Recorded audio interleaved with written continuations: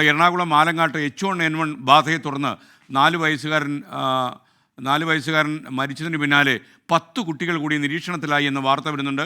കുട്ടികളുടെ സഹപാഠികളായ 4 പേരും അയൽവാസികളായ 6 കുട്ടികളുമാണ് ഇപ്പോൾ നിരീക്ഷണത്തിലുള്ളത്.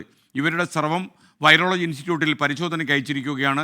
ശ്യാംകുമാർ കൊച്ചിയിൽ നിന്ന് കൂടുതൽ വിശദാംശങ്ങൾ നൽകും. പറയൂ ശ്യാംകുമാർ.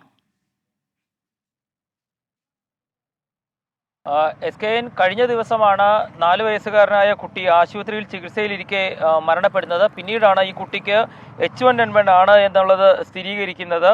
ലിയോൺ എന്ന 4 വയസ്സുകാരനായിരുന്നു മരിച്ചത്. ഇതിനുശേഷം അവിടെ ആരോഗ്യവകുപ്പ് നടത്തിയ പരിശോധനയിലാണ് സമീപവാസികളായ 6 കുട്ടികൾക്ക് പനിയുള്ളതായി കണ്ടെത്തിയത്. ഈ 6 കുട്ടികളെയും മരണപ്പെട്ട കുട്ടിയുടെ കൂടെ സ്കൂളിൽ പഠിച്ചിരുന്ന 4 കുട്ടികൾക്ക് കൂടി പനിയുള്ളതായി കണ്ടെത്തിയിരുന്നു. ഇവരുടെയുമാണ് സ്രവങ്ങൾ പരിശോധനയ്ക്കായി ഇപ്പോൾ ആലപ്പുഴ വൈറോളജി ഇൻസ്റ്റിറ്റ്യൂട്ടിലേക്ക് അയച്ചിരിക്കുന്നത്. ഈ കുട്ടികളുടെ മാതാപിതാക്കളോട് കുട്ടികളെ നിരന്തരമായി നിരീക്ഷിക്കാനും ആവശ്യപ്പെട്ടിട്ടുണ്ട്. H1N1 ബാധയുടെ പശ്ചാത്തലത്തിലാണ് നടപടി. ഏതായാലും പ്രദേശത്തെ ആരോഗ്യവകുപ്പ് അതീവ ജാഗ്രതയാണ് പുലർത്തുന്നത്. കുട്ടി പഠിച്ച സ്കൂളിൽ ഉൾപ്പെടെ കുട്ടികളോട്, സഹപാഠികളോട്, ക്ലാസ് മുറിയിൽ ഉണ്ടായിരുന്നവരോട് ഉൾപ്പെടെ എന്തെങ്കിലും തരത്തിലുള്ള പനി ലക്ഷണങ്ങൾ ഉണ്ടെങ്കിൽ ആരോഗ്യവകുപ്പുമായി ബന്ധപ്പെടാനുള്ള നിർദ്ദേശവും നൽകിയിട്ടുണ്ട്. SK